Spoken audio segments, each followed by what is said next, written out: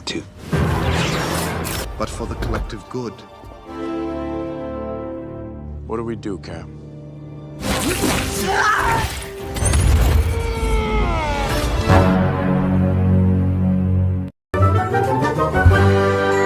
Pasir anjing.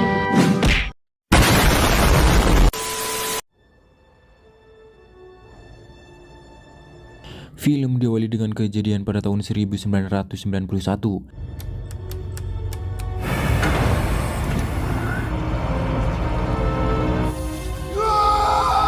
Di sebuah fasilitas penelitian Hydra, Bucky tengah dicuci otak dengan dibacakan mantra dari buku berwarna merah. Seusai mantra itu dibacakan, Bucky siap menerima perintah. Dia lalu diberi misi. Di suatu tempat, Bucky mengintai pengendara mobil. Kemudian dia menghentikan mobil itu. Lalu Bucky mengambil serum yang tersimpan di bagasi mobil tersebut.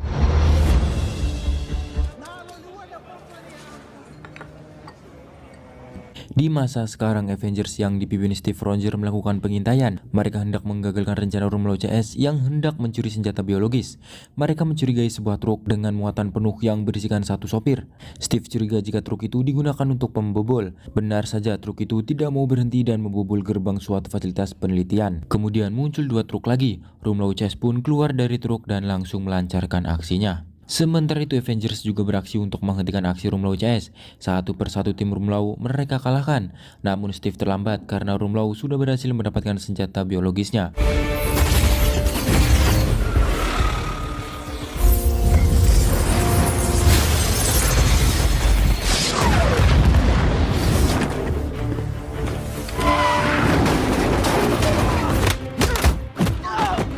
Natasha langsung berinisiatif menghentikan Rumlow. Namun Rumlow yang sekarang bukanlah tandingan Natasha. Rumlow kabur sembari menembaki Steve hingga membuatnya terkapar.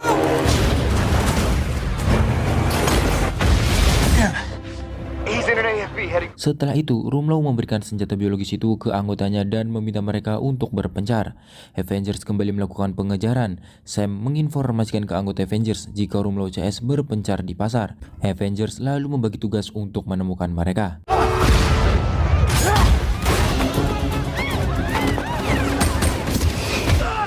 Singkat cerita, Sam berhasil melumpuhkan anggota Rumlow, namun mereka tidak membawa senjata biologis, sedangkan Steve harus sedikit kewalahan menghadapi Rumlow.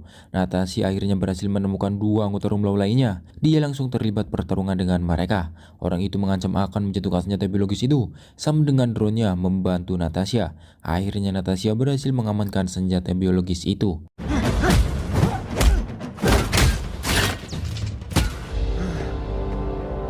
Sementara itu, Steve berhasil mengalahkan Rumlow. Rumlow mengungkapkan jika pembelinya adalah Bucky Barnes. Rumlow kemudian meledakkan diri agar bisa membunuh Steve. Untung saja Wanda menahan ledakan Rumlow. Dia lalu menerbangkan Rumlow ke atas. Namun ledakan itu tetap menewaskan orang-orang yang berada di dalam gedung. Wanda menyesal dan menyalahkan tindakannya tersebut. Di sisi yang lain, Tony mempresentasikan penelitiannya. Dia memproyeksikan ingatan masa lalunya saat orang tua Tony sebelum mengalami kecelakaan. Tony membuat teknologi yang bisa mengakses ingatan kelam seseorang dengan tujuan mengurangi traumatis dari orang tersebut. Setelah itu, Tony mengungkapkan kepada para audiens akan mendanai penelitian mereka. Mereka sangat senang dengan bantuan Tony tersebut. Go break some eggs. Ketika di toilet, Tony ditemui seorang wanita. Dia mengungkapkan jika kebaikan Tony itu hanyalah kedok untuk menutupi kegagalannya melindungi masyarakat. Ternyata anak dari wanita itu menjadi korban peperangan para Avengers dengan Ultron di Sokovia. His name was Charlie Spencer. Not that that matters in the least. Setelah itu, sekretaris negara yang bernama Jenderal Ross menemui para Avengers. Dia memberitahukan pandangan masyarakat tentang Avengers yang dianggap main hakim sendiri. Oleh karena itu, PBB ingin membuat kesepakatan dengan Avengers melalui penandatanganan Sokovia Accord. Avengers diharapkan tidak menjadi instansi swasta lagi dan berada di bawah naungan pemerintahan dunia. Jenderal Ross mengundang perwakilan dari Avengers untuk mendatangi acara penandatanganan Sokovia Accord tersebut. Washington, D.C. Sokovia. by 117 under the supervision of a United Nations. Di sisi yang lain, seorang jenderal bernama Zemo mendatangi salah satu rumah. Dia lalu menyerang si pemilik rumah yang ternyata Jenderal Hydra yang mengendalikan Bucky pada tahun 1991. Zemo kemudian membobol salah satu dinding rumah tempat penyimpanan buku mantra untuk mengendalikan Winter Soldier. Lalu Zemo meminta Jenderal Hydra itu untuk memberitahukan informasi tentang operasi Hydra tahun 1991. Jenderal itu menolak, akhirnya Zemo membunuhnya. 1991. Tons of pages, much of it encryptions.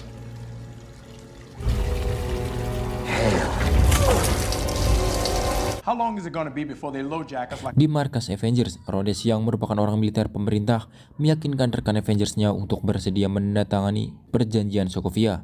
Tony juga menemukan berkas seorang anak dari seorang wanita yang menemuinya di toilet. Dia juga setuju untuk beroperasi di bawah naungan pemerintahan dunia.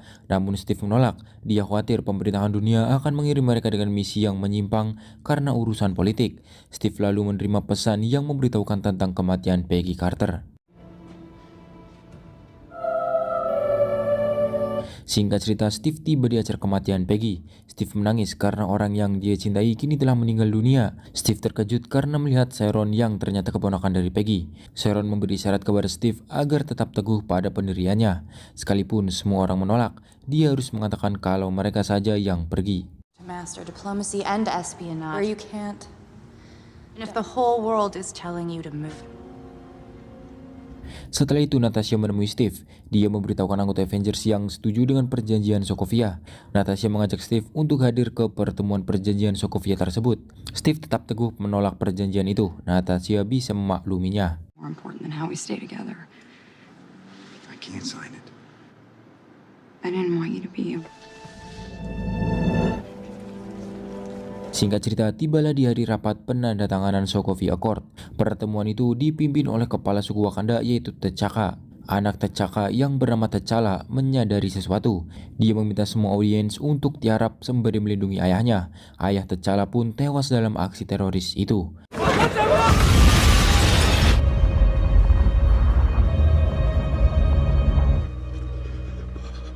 Sementara itu Steve berbicara dengan Sharon. Sharon kemudian memberikan berkas tentang alamat Bucky Barnes. Tiba-tiba mereka melihat berita terorisme tersebut. Steve terkejut jika pelaku terorisme itu adalah Bucky.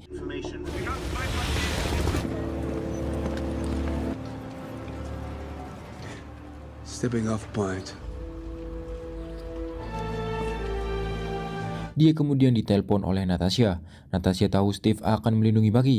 Dia mengingatkan Steve untuk tidak ikut campur penangkapan Bucky. Tapi Steve menghiraukannya. I try. You usually wind up shooting at me. Always, except for this. To hurry. Di sisi yang lain, Zemo didatangi pelayan hotel yang hendak mengirim makanan. Tapi Zemo enggan membukakan pintu dan terlihat sebuah perangkat yang tersembunyi di lemarinya.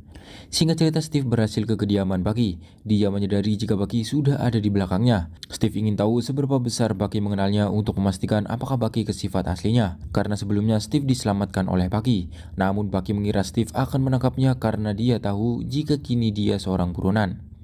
Tiba-tiba pasukan khusus menyergap kediaman Bucky. Steve membantu Bucky melarikan diri. Buck, stop!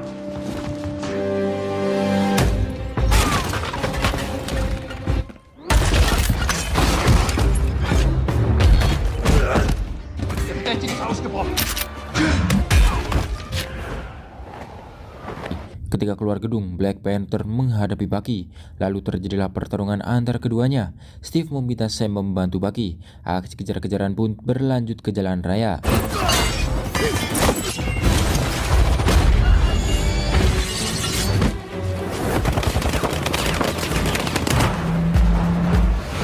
Steve terus berusaha membantu Bucky, tapi Black Panther terus memburunya. Sam, I can't...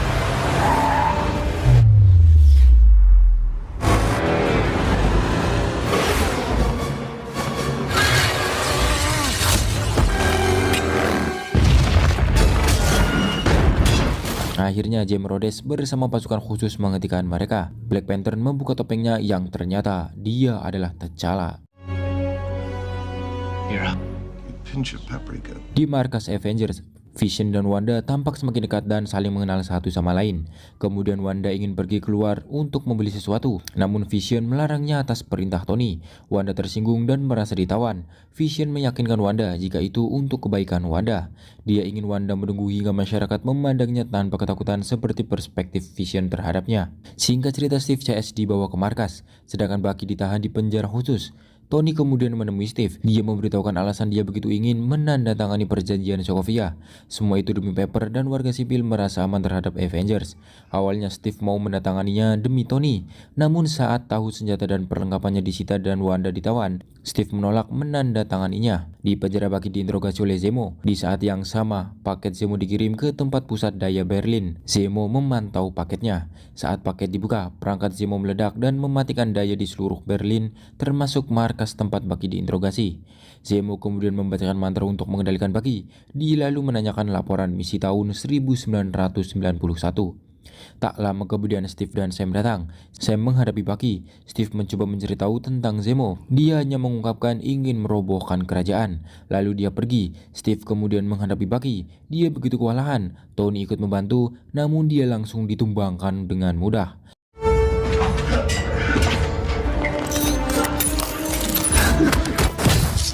Sharon dan Natasha juga membantu menyerang Bucky. Mereka juga bukan tandingan Bucky. Black Panther sempat berhadapan dengan Bucky. Dia juga belum mampu mengalahkan Bucky. Akhirnya Bucky berhasil ke atap gedung.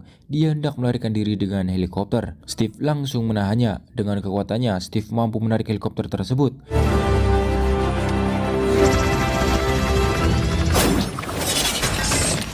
Kemudian Bucky mencekiknya. Mereka lalu jatuh ke sungai.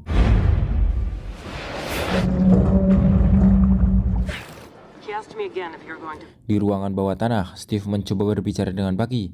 Dia ingin memastikan dengan Bucky yang mana dia bicara.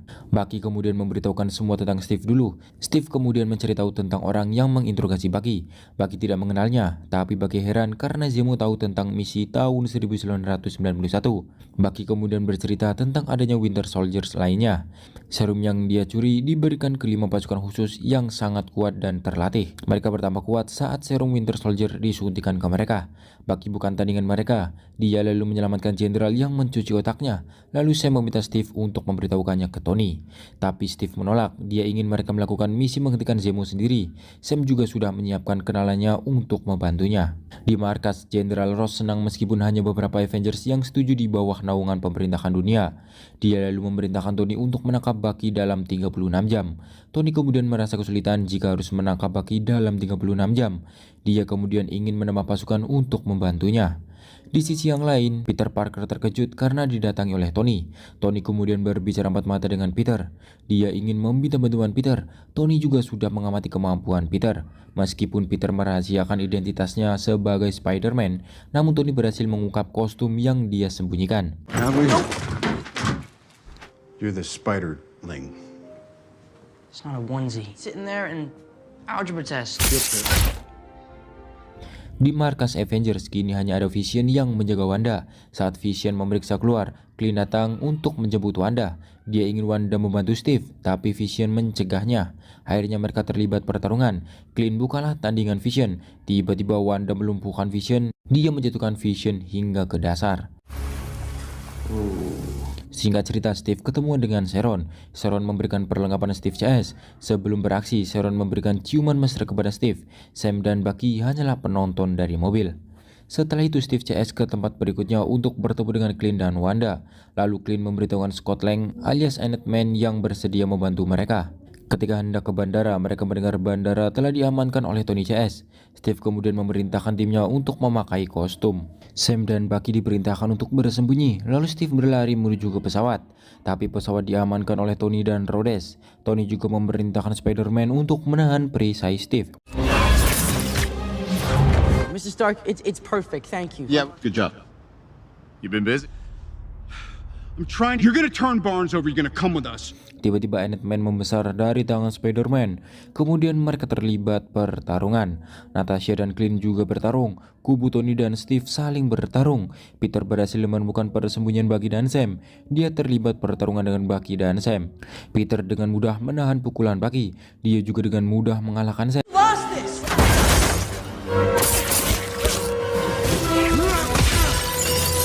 Peter kemudian menahan Bucky dan Sam dengan jaringnya. Sam kemudian menggunakan drone-nya untuk menabrak Peter.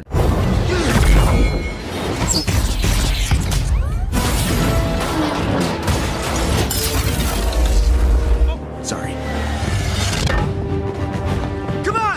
Setelah itu kubu Tony dan kubu Steve berkumpul. Steve memutuskan untuk bertarung. Kubu Tony juga tidak mau berhenti. Mereka pun kembali bertarung.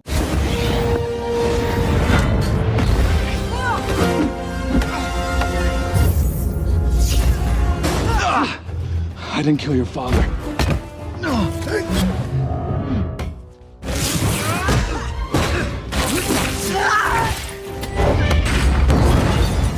Saat Ant-Man berubah menjadi raksasa, Steve dan Bucky punya kesempatan untuk menghindari pertarungan. Mereka menuju ke Quinjet, tapi Vision segera menghancurkan bangunan bandara. Wanda menahan reruntuhan bangunan, tapi dia segera dilumpuhkan oleh Rhodes. Bangunan itu pun runtuh, tapi Steve dan Bucky berhasil masuk ke bandara. Mereka dihadang oleh Natasha, namun Natasha justru menembak Black Panther yang mengejar Steve dan Bucky. Dia membiarkan Steve dan Bucky kabur dengan Quinjet. Rhodes dan Tony langsung mengejar mereka. Sam mencoba menghalangi Tony dan Rhodes. Rhodes kemudian meminta Vision untuk menembak Sam dan mematikan daya teknologinya. Namun tembakan itu meleset dan mengenai Rhodes. Tony segera mengejarnya, begitu juga dengan Sam yang ingin menyelamatkannya. Namun mereka berdua terlambat. Tony yang kesal menembak Sam yang juga merasa bersalah. Setelah itu Tony memberitahukan keadaan Rhodes yang kemungkinan mengalami kelumpuhan. Dia juga tidak menyangka Natasha mengkhianatinya. Natasha tidak terima dan juga menyalahkan Tony yang selalu egois. Setelah Natasha pergi, Tony mendapat laporan dari Friday tentang ditemukan mayat dokter yang menginterogasi Bucky. Akhirnya Tony tahu jika yang menginterogasi Bucky bukanlah dokter yang seharusnya. Dia memerintahkan Friday untuk mengirim laporan itu ke Ross. Di tengah perjalanan menuju penjara Raph, Tony juga tahu mendapat laporan tentang adanya kulit wajah yang mirip Bucky. Akhirnya Tony tahu jika seorang mencoba memfitnah Bucky. Dia juga tahu pelaku sebenarnya adalah Zemo. Setibanya di penjara Raph, Tony menemui tim kubu Steve. Mereka semua menyalahkan Tony. Tony menyesal dan tidak mengira jika mereka akan dipenjara di sana. Dia lalu menemui Sam. Tony menunjukkan jika dia sudah menghack sistem penjara itu sehingga mereka bisa berbicara leluasa. Dia meyakinkan Sam jika dia ingin membantu Steve. Tony sudah tahu pelakunya. Akhirnya Sam memberitahukannya kepada Tony. Setelah keluar dari penjara Raph, Tony segera memakai kostumnya dan bergegas ke tempat persembunyian Winter Soldier yang lain. Dari balik awan ada pesawat Black Panther yang mengikuti Tony. Singkat cerita, Steve dan Bucky tiba di fasilitas penelitian Hydra. Mereka menyusuri tempat itu. Mereka bertemu dengan Tony. Tony mengungkapkan jika Steve benar dan dia akan membantu Steve. Mereka bertiga kemudian menyusuri tempat itu bersama-sama. Tiba di ruangan isolasi, mereka mendengar suara Zemo. Zemo menunjukkan rekaman yang memperlihatkan 5 orang Winter Soldier yang telah dia bunuh. Dia juga menunjukkan rekaman misi Bucky. Dalam rekaman itu, Bucky tidak hanya mencuri serum Winter Soldier, dia juga membunuh Howard Stark dan istrinya. Karena misi Bucky harus tidak ada saksi, dia juga dalam pengaruh. Namun Tony tidak bisa menerimanya. Selama ini yang dia tahu orang tuanya mati karena kecelakaan. Tony juga kecewa kepada Steve karena selama ini Steve tahu dan mencoba merahasiakannya dari Tony. Dia langsung menyerang Steve. Tony juga penuh dendam ingin membunuh Bucky, tapi Steve terus melindunginya. Mereka pun terlibat pertarungan yang sengit.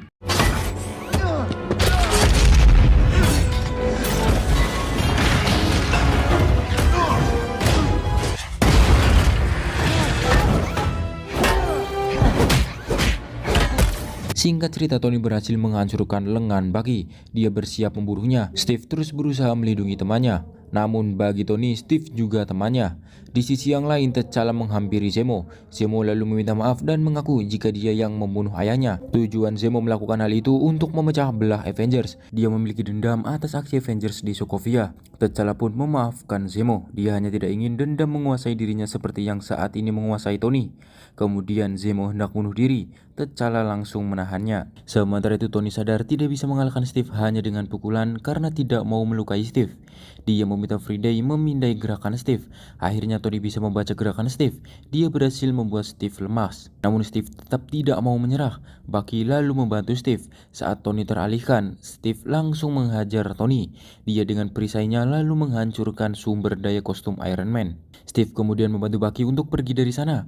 Tony yang kecewa mengungkapkan jika Steve tidak berhak menggunakan perisai buatan ayahnya. Steve pun menjatuhkan perisainya dan meninggalkan Tony. Setelah kejadian itu, Zemo kini di penjara khusus, sedangkan Tony menemui Rhodes. Dia membantu Rhodes berlatih berjalan. Tony begitu iba dengan nasib Rhodes. Tiba-tiba ada paket datang untuk Tony. Ternyata paket itu dari Steve. Steve memberitahu jika Avengers kini milik Tony. Meskipun mereka tercerai-berai, namun Steve siap membantu saat Tony membutuhkannya. Dia juga meminta maaf karena dia harus menyelamatkan temannya yang saat ini di penjara Ralph. Dia tidak bisa mengecewakan teman-temannya yang sudah membantunya. Di penjara Ralph, Sam senang melihat Steve menjemputnya. Lalu film pun berakhir. Sebelum kredit scene, diketahui jika Bucky kini berada di laboratorium Wakanda. Bucky rela dibekukan demi tidak menyakiti orang lain lagi sembari menunggu dia bisa diobati dari pengaruh mantra.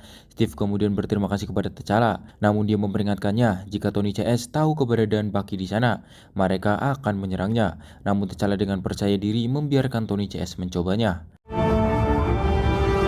Hi. Switchy, man. Pasca kredit scene, Peter menerima hadiah dari Tony. Dia begitu senang dan Spider-Man siap beraksi di film selanjutnya.